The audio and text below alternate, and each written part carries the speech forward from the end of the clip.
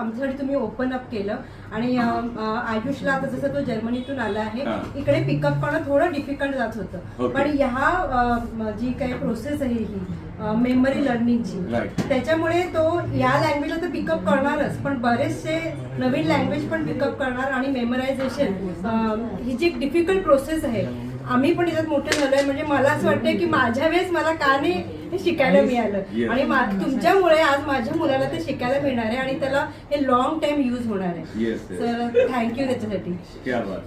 Please clap for Ayush की thank you. तेव्हा मला डाऊट होता की नेमकं काय शिकवलं जाईल किंवा काय, त्याच्यामुळे मी तिच्याबरोबर हा प्रोग्राम अटेंड केला.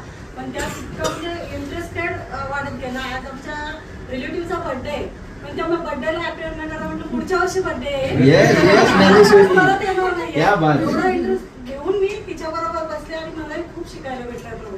Thank you sir. थँक्यू.